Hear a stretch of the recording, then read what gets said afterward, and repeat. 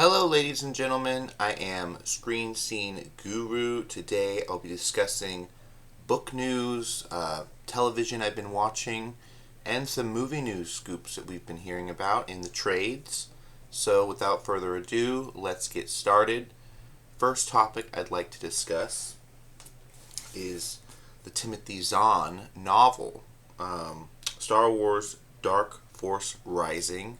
I've done videos on this before, but I've re-picked up the book. I'm now all the way to chapter 9, which is really exciting news. Show off the cover right here. Awesome book from 1993. This was following up after the original 3 films were finished, and this was before the prequels got started. So this is a bit of lore for fans of Star Wars, reading the books. Show off the back a bit. Very cool. In this latest chapter, chapter 8 and 9, we do get to see Luke, Han, and Lando team up for a mission on this alien planet as they're being pillaged by the Empire for their mineral rights. We do see that Luke has to kind of create a distraction for Han and Lando to escape, where they were aided by this alien race that aren't with the New Republic or the Empire, which is very interesting. They had with them 3 dreadnoughts, which were quite significant battle star ships, a fit for taking on things such as Star Destroyers that the Empire had. But a lot of people are wondering, what's going on with this new group that is shown their play in the forces of good and evil. It seems like they're working with Han. There's a commander on their dreadnought ship that's heard of the legendary Captain Han Solo, so it sounds like it's someone Han is familiar with. He doesn't recognize him. And then, of course, Luke is on his own. After causing a distraction, he took off to hyperspace in his X-Wing, so that's really good. But yeah, I'm on chapter 9. Really awesome book getting through. Only got 27 chapters, so it's not that long of a book. It's part of a trilogy. This is the second book. But now that I've gone through that, book news, I do want to talk about some television I've been watching recently to catch you guys up to speed on everything I've been checking out. Going into the first thing, let's talk about Marvel Zombies. So this was an interesting show. It dropped, I believe, early October in 2025. This year, it was the holiday special event. It wasn't quite a special presentation, but it was a special event. Okay, so September 24th. It came out the end of September, right before October. It was 4 episodes, which I felt like interesting release schedule. I believe they released them all on the same day. I didn't watch them when they first came out. I recently watched them just over the last 24 hours. But telling you right now, creator Zeb Wells, so that's cool. I believe he comes from What If. After the Avengers are overtaken by the zombie plague, a group of survivors discover the key to bringing an end to the superpowered undead, racing across the dystopian landscape and risking their lives to save their world. So, very interesting, premise there. We do get to see a lot of extra characters. Characters that have been introduced in the last few years, like Kamala Khan, Miss Marvel. We get to see Ironheart, which she just had an original Disney Plus show that I need to catch up on. I'm really glad they put in Shang-Chi, and Awkwafina was in it. That was really cool. Wanda was a big part of it. The threat, though, it seems like Wanda wanted to reshape reality, and that was just so... It reminded me of Secret Invasion. It reminded me of when they were doing really bad stuff. The writing just wasn't there, which is kind of interesting. The animation was phenomenal. It was really good. The graphics, because it's TVMA, you get to see blood and things like... They went very Walking Dead with this comic rendition, which, Marvel Zombies has been out since, I think, let me look it up real quick. original comic. It came out, I think, in like 2010 or 2015. Zombies comic. Let's look that up. It came out in 2005. So the fact that we're getting an animated special presentation, I'd like to call it, because we never thought we'd get Marvel Zombies, but it was a comic book line in 2005. It ran for, I think, 8 or 9 issues. Let me look right here. So they had Marvel Zombies, Marvel Zombies Dawn of Decay, Marvel Zombies Resurrection, Marvel Zombies The Complete Omnibus, and then Marvel Zombies Black and White. So they had several renditions of it, but the fact they made it into a Disney Plus product, is kind of interesting. Shows where they're going in maybe their tone. Very violent, so that's interesting. Blade showed up. I do want to mention Blade, because Blade was a cool character. I feel like they did this because they hadn't made a movie in 5 years. And he was really good in that Jurassic World movie. I feel like they kind of had to give him his day in the light. But of course, he got taken out, like Kate Bishop. Kate Bishop was really good too, but they all got taken out, leading to Kamala Khan supposedly helping Wanda remake the world, but it seemed like it was just one of her hexes, her illusions, at the end. So that was kind of one of the unsatisfactory parts of the special. You're going to end it with, them just living in a zombie world, and is this going to cross over to any more animated stuff? Are they going to do season 2? We don't really know, given the viewership. I don't believe this charted on Nielsen. But going on from Marvel Zombies, that was a interesting show. I did like, the parts where they were traveling. We got to see the continuation of the story from What If, where Spider-Man, Black Panther, and Scott Lang's head with Doctor Strange's cape were traveling to Wakanda. We saw that battle between zombie Thanos and Thor and the Guardians, and that was kind of ridiculous. It was very reminiscent of Infinity War, but different. And then, of course, T'Challa destroyed Infinity zombie Thanos, only for that cosmic energy to be released, and they needed someone to be a conduit to it, so they dropped Bruce Banner with a bunch of magical seals from Kamar-Taj into the cosmic void. He became a cosmic being of creation or destruction instead of just the Hulk. So that was kind of interesting too. They've taken very much liberty on what the comic book was and what the animated show was. For instance, the zombie abomination. I thought it was so fascinating because Hulk couldn't be bit. His skin was too hard to be infected. So how did they infect Abomination? Maybe it was Hank Pym could have bit him from the inside or something. I don't know. And yeah, just not enough alive characters. Maybe we've heard about how the Widows were supposed to be a part of this franchise, and then they just killed a lot of them off. Even Yelena and Red Guardian. And we'll be talking about him later on in the video. But going on from our first topic, we've got Star Wars news, guys. They've dropped Visions Season 3, so that's really good news. And I've actually begun watching Season 2 again, because I never finished Season 2 of Visions. So I went back and I watched the Wallace and Gromit episode, which was, I believe, episode 4, I Am Your Mother. Young pilot Annie, who's embarrassed by her sweet but clumsy, clingy mom, teams up with her for a madcap family race at the academy. Along the way, their relationship is tested by the elements, their old ship, other racers, and each other. So yeah, I thought this was really cute, fascinating episode, short. I also saw The Spy Dancer, which was episode 6. The premier dancer at a famous imperial frequented cabaret uses her unique skills to set a spy for the rebellion. but her presence by a mysterious officer threatens to derail her mission.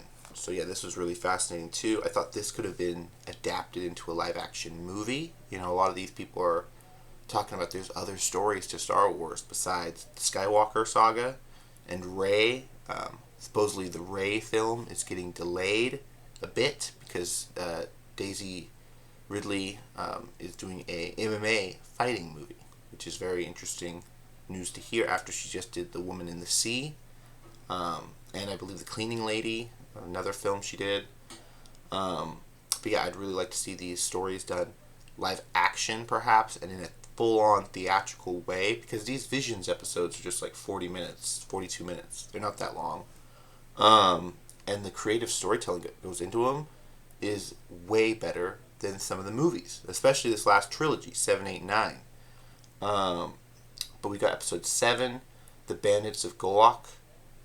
This was another really cool episode. I thought it was like Indian, Botswani, like Pakistani kind of vibes from Star Wars, which we've never had before, but they fit in perfectly. Where the Kurosawa, the samurai, and the cowboy vibes I've always kind of felt like they've shoved it into a Star Wars, a sci-fi fantasy franchise, but this Indian Botswani feel almost felt more natural than some of the Tiwazawa or some of the cowboy stuff they did.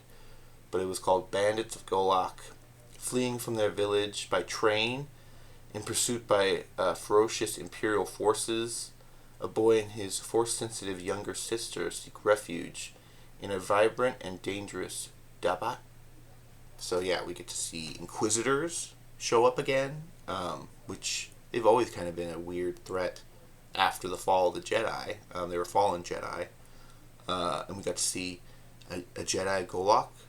She took apart her cane, and it was a dual lightsaber, which was a really badass fight scene. Glad they're bringing back the fact that Jedi knew how to take out Inquisitors. But yeah, those were the 2 or 3 episodes that I watched of season 2. I need to go back and watch all of it, but I just kind of figured I'd pick through some of the episodes and just check them out, and they were really good. So I highly recommend them.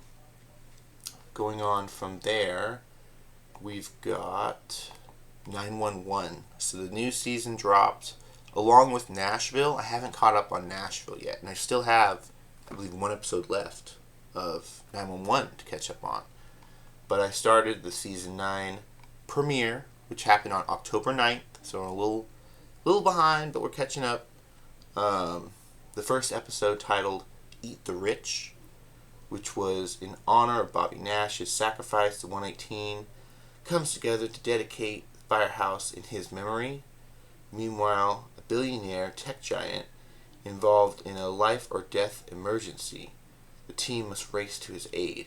So yeah, we get to see a tech giant billionaire swallowed whole by a whale, which was really funny, very Pinocchio-like. And after he's saved, he decides to throw Hen up into space. So we've got spiraling as a geostorm ravages Earth. Athena and Hen's space mission teeters on the edge. On the ground, the 118 battles chaos when technology goes rogue. So this was a really interesting episode where they were fighting robots in a hospital, and trying to make sure Athena's son is alright in the fire truck. I think he might join the team. I think he might have some more stuff to do, because it looks like they built up to him taking over a bit more of a leading role. So that was really cool. I saw episode 3. The sky is falling. Athena and Hen face increasing dangers as friends, both near and far, try to get them home safely. Meanwhile, the 118 continues to help victims of the geostorm and falling debris. So we see basically mock Starlink. They call it something else in the series, and they say his whole fleet of satellites are coming down due to a geostorm, electromagnetic storm from the sun, which is very interesting that they chose these topics to talk about, because we know we're going into our solar maximum, which is when we're going to have the most of these events, and that there could be electromagnetic anomalies going on. So it's really smart of the writers, to be putting this in the season. They also said, this pod that they went up in, it was only meant to go up and then come back down, but of course it got all thrown off course, and they had to try to link up with ISS, and ISS doesn't have a docking port that matches the spacecraft, so of course they had to do a spacewalk or space jump, if you will. It's very interesting stuff. There is a 4th episode called Re-Entry. I haven't got to yet. I need to catch up. But yeah, I watched the first 3, and I thought they were really good episodes. So go check them out, guys, if you haven't already. Angela Bassett is killing it in this show. I did a video earlier on about how they did a Hollywood Horror Nights Vogue one-way shoot for potentially Black Panther 3. And that's very exciting news as well. Damson Idris. But yeah, that's all the TV stuff I've been watching. Let's go into some movie notes real quick before I end the stream. So we've heard about how Taylor Sheridan is doing a Call of Duty movie for Paramount now. He's apparently working with a lot of people he's worked with before. So that's really good news.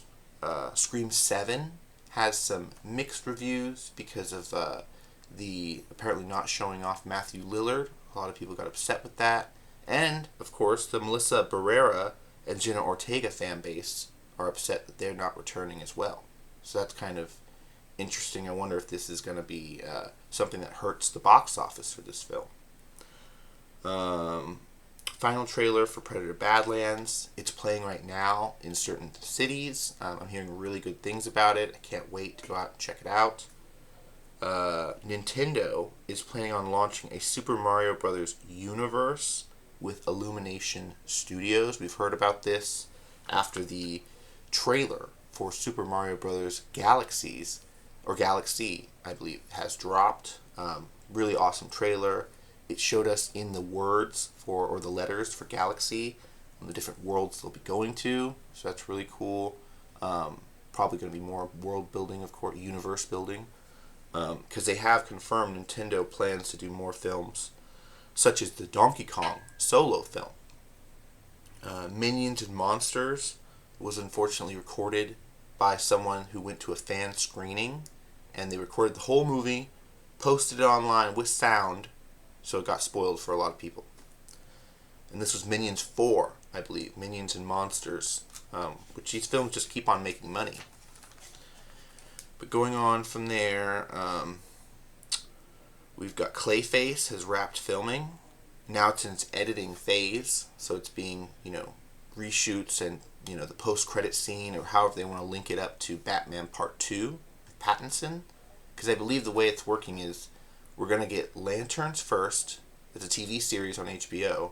Then we're getting Supergirl. Then we're getting Clayface. And then Batman Part 2. Or the Batman Brave and the Bold film, depending on which comes out. But it's interesting here, September 11th, 2026 is supposed to be our Clayface release date. And I believe Supergirl is sometime in June or July, like Superman was. How the Grinch Stole Christmas is going to come out for its 25th anniversary on December 12th. So it's going to be re-released in theaters. That's really cool for Jim Carrey. UAP News, Ross Coulthart talked about a document he acquired from the FBI talking about UXS defined, basically the submersible craft that some people have been seeing off the coast, East Coast, and what basically they could possibly be. The FBI has been cataloging them as not just flying craft, but craft that go in the water, craft that have lights or don't have lights. So that's very interesting. Ross wants to come out with this document on the heels of Age of Disclosure coming out. That's coming out on November 26th on Prime, on Amazon. So that's really cool. He acknowledged that some of these documents talk about national security threat, so he's yet to release them in his journalism. But Georgeknapp recently said on the 23rd of October, this was back a few days ago, that there was a craft that crashed on Area 51. And this was reported by his broadcasting in Vegas, that a craft had crashed, secret op had happened at night to clean up the area. People drove out there, local Nevadans, people who saw the craft, apparently drove out to the Black Mailbox, to the Alien Highway, iconic landmark sites, and there were government vehicles and armed guards posted. And then when the team went back to check out the site the next day, they say that the government had basically dug up a portion of land, scooped it up, and then dropped it back down to cover up the crash site. They also put out debris that was old vintage plane parts, so tried to lure people away from the real story. Comic book news, we did hear about how currently in the comics Doctor Strange is dead and that Wanda is battling Agatha to become the Sorcerer Supreme. They set this up in Doctor Strange Multiverse of Madness, the released Sam Raimi film. But interesting to see that it's going forward with the comics, and it looks like it's really good. The artists, the new designs for Wanda look iconic. Her dress kind of matches with her powers. They also talked about American Horror Story Season 13 has been officially renewed. It's going to be coming out October 2026. So that's really cool. Supergirl's going through reshoots, just final editing, getting ready for the last bit of the film. We're wondering, with David Cornsweet's costume being taken and used by the production company, could he be showing up in the movie as well? Probably. Wonder Man was pushed to January 26th of 2026, so it's not coming out this December, which is kind of interesting. I wonder, after Marvel Zombies and a couple other their projects, why would they want to drop this at the middle of the holiday when no one is going to be interested in it? I mean, they're interested in Marvel projects, but this does not look like the one they want to really be advertising, pushing for the holiday season. So they pushed it back to January, which is kind of fascinating. Daredevil Born Again got a trailer at New York Comic Con, as well as X-Men 97 Season 2. And then I'll talk about wrestling in another movie or another video. But real quick, Lionsgate regains the rights to the the Rambo franchise. And that sounds really interesting because, Rambo is an IP that's been going on for a long time. Sylvester Stallone talked about how this was one of his standout roles. We've got a new actor played by, let's see if I have his name down, Noah Centineo, who was in a movie I watched, the Warfare film. So they got the actor from Warfare to play the new Rambo, and this is a prequel film to all the others, so they're not changing the story that much, I don't think, because they're trying to incorporate his part into all the others. So that's kind of fascinating that Lionsgate has the rights to Rambo and the Expendables, so now they can go back to that franchise, start making more, because I really didn't like Expendables 4. I thought it was kind of trash. But going on, Godzilla -1 got a renewal. They're going to be making another one, which I believe is -0. So that's kind of interesting, the title. And they've also changed the logo a bit. So there's some news going on there. Blumhouse is talking about Lee Crone's horror mummy movie. Is now potentially getting a title change. I posted about this as well. It sounds like it's going to be retitled to Resurrected. And it's going to be about this girl who went to Egypt, who had an encounter with a mummy, but then she went back home to England, and the mummy's spirit is now possessing her or terrorizing her family. So it sounds very different from the traditional mummy that we're used to, and it sounds like they changed the story so much that it couldn't be titled The Mummy anymore, and it's now The Resurrected. So that's kind of funny. going on from there, the Macy's Day Parade showed us our first look at Shrek's sons. Shrek's two sons, which have very funny haircuts, if you guys have checked them out online. So far, we only got to see Shrek's daughter in the advertising. We were wondering where all his kids are, because he had 3 kids. And the Macy's Day Parade, which is still going on, showed us first look at Shrek's sons.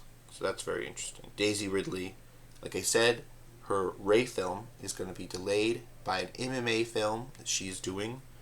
A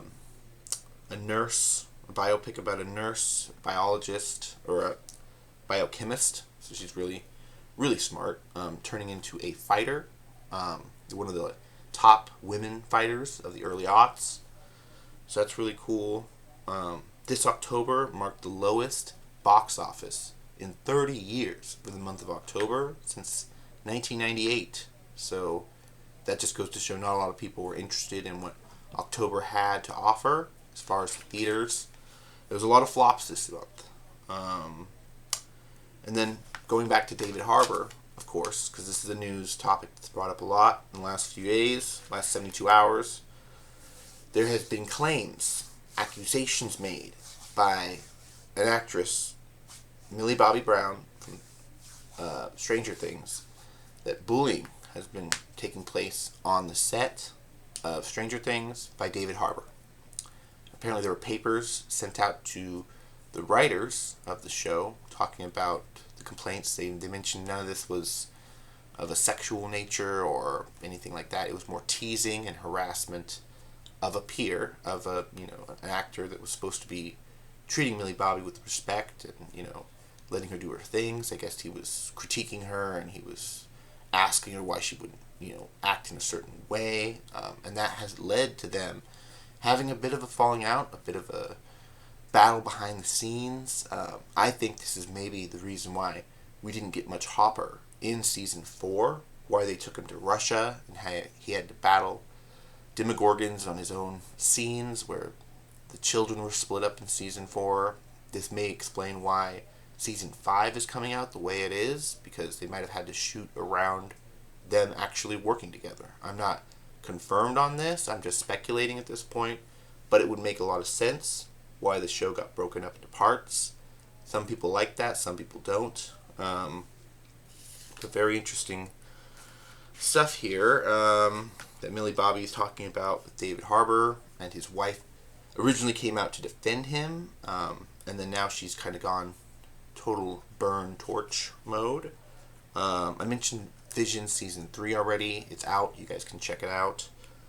Finn Jones has recently come up in the news recently. He's posted on his social media page a neon sign, a neon dojo sign. So that kind of hints that he might be coming back to the fray as our Iron Fist. That's interesting. I didn't really care for the Iron Fist show. I watched, I believe, the first 2 seasons, but I wasn't a big fan. And then Jerry Bruckheimer confirms that he's working on an F1 sequel. So that's really cool news as well, because I heard really good things about F1.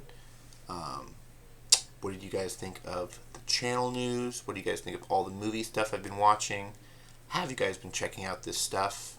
Let me know down below in the comments. You guys can leave a like to help support the video. You can share the video, tell your friends all about Screen Guru, where I talk about movie news, movie topics, all kinds of good things, games, books, whatever you like.